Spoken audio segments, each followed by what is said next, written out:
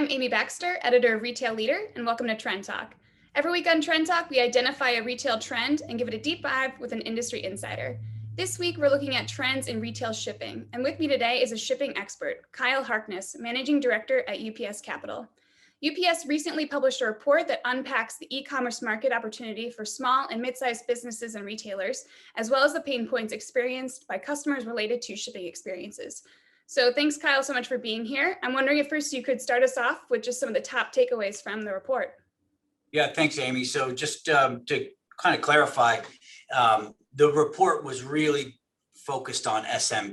Mm-hmm. So when we talk about, for what I'm going to talk about, it's really looking at businesses, $10 million of turnover of trade or less, and specifically those SMBs in e-commerce. And, look, it wasn't to validate is e-commerce helping SMBs. I think there's loads of evidence out there that says, coming out of COVID, this mega trend of e-commerce is producing a lot of positive outcomes for SMBs. What the research kind of seeked to look into a little bit further was, from our customer base, and again, I do work for UPS, but specifically with UPS Capital, we are a fully owned subsidiary of UPS focused on insurance in the supply chain. And what our customers were telling us is, hey, you know what? When something goes wrong with the shipping experience in e-commerce, it's really having an impact on us, and it's really impacting our ability to be competitive. So, as an insurer in the space and as being deeply embedded with SMBs in the supply chain, we really wanted to test and move beyond anecdotal and get real voice of customer feedback from small and medium businesses. And I think the key takeaways, what we found is that yes, have great tailwinds that are helping SMBs find new markets and great growth opportunities with e-commerce. But things like when something goes wrong with the shipping experience, like a loss, a damage, or a stolen package, while that might appear to be a given, you just say, hey, if you're going to be an e-commerce business, whether you're large or small, you're going to have to deal with some of the mishaps in shipping. Mm-hmm. And key takeaways told us for SMBs, in fact, it's not just a given. Okay, losses and damages and theft in the supply chain and the fulfillment process is really impacting the bottom line. It's really impacting their customer experience. It's impacting their reputations. And at the end of the day, one of the biggest takeaways is it's impacting SMBs' ability to really compete with big retail. Mm-hmm. So e-commerce opens up great markets, new areas to grow, new areas to compete. But this thing that was kind of a given, hey, you're going to have things that go wrong in your fulfillment process. SMBs came back and said, hold on, this is really impacting our ability to compete with big retailers. And we saw, and they were telling us that was going to go on for quite some time if nothing's done to kind of address it. Yeah, so I want to get into that a little bit more. Why are the mass retailers, the Amazon, the Walmarts of the world, why are they so much better equipped to handle shipping mishaps? Yeah, so I think there's a couple key, I think attributes of big retail established in e-commerce that they have, which help, right? So remember when we talk about something going wrong in the fulfillment process, what you really kind of moving into is the post-purchase experience for the consumer, right? And so I think what we know big retail has is they have things like really good and strong, sophisticated CRM. Okay, so me as a consumer, Kiel, I buy something from big retail. It doesn't show up on the day I expected. I call big retailer and say, hey, it's me, it's Kiel. Something didn't show up. Their CRM, their customer technology automatically says, hey, you know what? Before they even pick up the phone or the chat attendant, kind of answers the chat box, they say Kyle's lifetime value should be X. He orders from us Y amount of times. He's a great customer. Just whatever he says went wrong with the shipment, you just reship it to them, right? You reship it to Kiel, and all of that happens almost instantaneously. And when you're talking to an SMB who's really kind of almost, regardless of if they're in the kind of beginning stage of their business cycle, but most likely they do not have that technology. And in fact, that type of CRM or that type of integrated customer, technology seems very abstract and far-fetched, and that's for the big guys, and they just don't have that, right? Working capital is a big deal, right? I think larger, bigger retailers, they kind of been playing in this space for a while. They can like hold inventory, use working capital to kind of just say, hey, you know what, we've got that inventory, just reship it to Kyle. Again, SMBs, tighter margins, don't have that. They can't, when they pull off that order, to just reship to me because I said that order didn't show up. Over 50% of SMBs we interviewed said right away that order becomes a loss. Okay. Over 50% or almost 50% of them, but over 40% say right away when I reship, I actually lose money on the customer. So forget about just the order. Now the customer moves into a loss for me.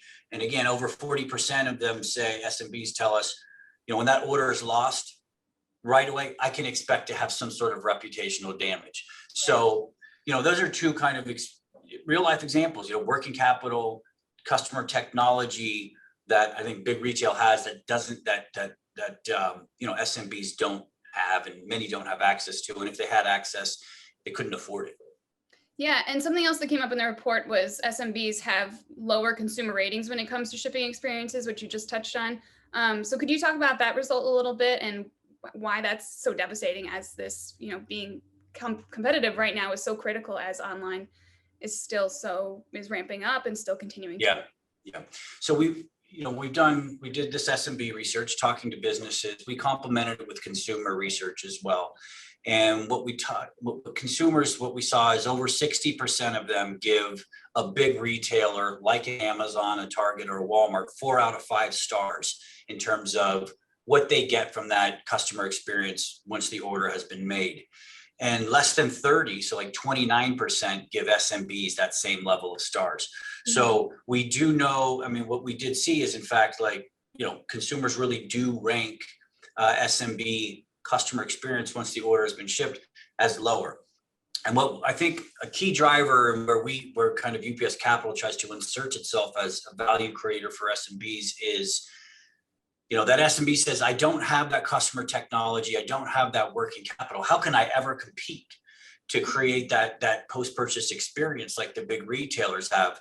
And where we believe and know that insurance is a key enabler for SMBs to actually replicate that experience, we think that SMBs don't use it often because they have very low awareness, right? So less than 40% of SMBs, we surveyed over 2,000 SMBs in the e-commerce space, less than 40% of them are aware that an insurance product, when put transactionally into a checkout where I buy something and it's insured, less than 40% has any benefits, let alone the benefits that can replicate that post-purchase experience that big retailers have. So I think right now there's an awareness gap. You've got SMBs kind of new to e-commerce or expanding in e-commerce, hitting this kind of mega trend around increases in mishaps in the shipping process, but still not in that kind of having the awareness of all the solutions yet outside of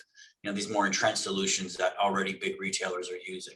So, SMBs, they kind of have no choice. When they have a shipping mishap, they have to kind of replace it if they want to keep that customer, right? And so beyond closing that awareness gap of solutions like insurance, things to help them cover their losses, really, what other things might be going on in the industry that you see happening maybe on the front end as e-commerce continues to grow, just to reduce those mishaps in the first place? What do you see happening in the future?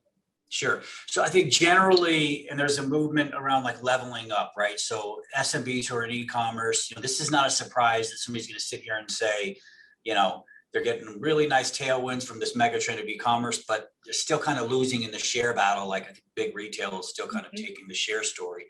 And so there's this whole, how do SMBs actually just compete better? So there's that kind of leveling up story.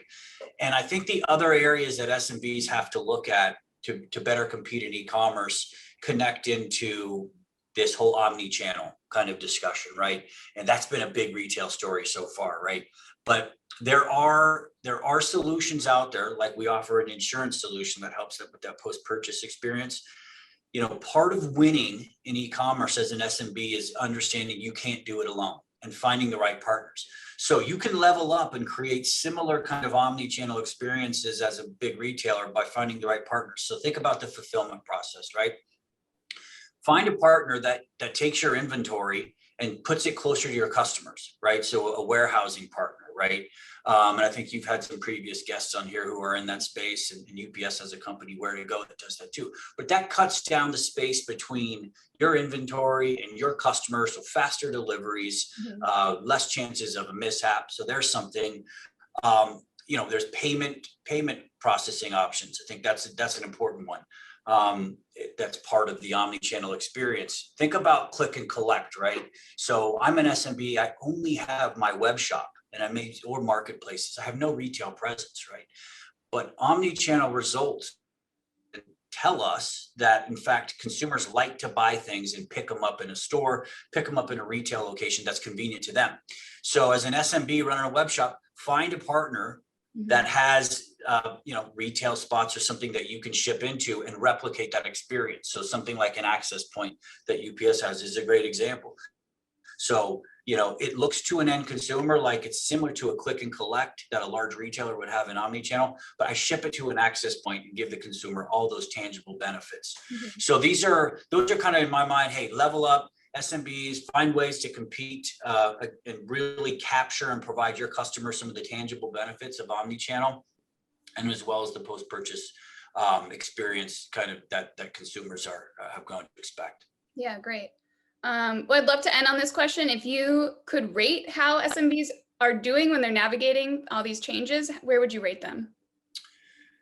I mean, we have to be on the higher end of the scale simply because of the exponential kind of pace that everybody's had to navigate through, right? This isn't just a story of figuring it out through many iterations and just getting better as you go along. This is a story for many SMBs who kind of started in their living room 13 months ago and are now kind of looking at warehousing options and things like that, and it's just so rapid and so fast. I think SMBs have done a really good job. I kind of hit on this before, of looking for partners, looking for enablers that say, you're not going to do this, you're going to figure this out by yourself. Find a Shopify, a WooCommerce, a BigCommerce, a UPS, and find the right partners and integrate them into your growing business, and you'll have much better chances of success. So I'm not going to score anything specific, but you're going to be closer to 10. You're definitely going to be closer to 10. Awesome. Cool. Well, thank you so much, Kyle, for joining me. That's all the time we have on Trend Talk. I would love it if you would come back someday. It was great to hear what's going on in the shipping things right now. And we'll see you back here next week with another retail trend. Thanks. Thanks, Amy.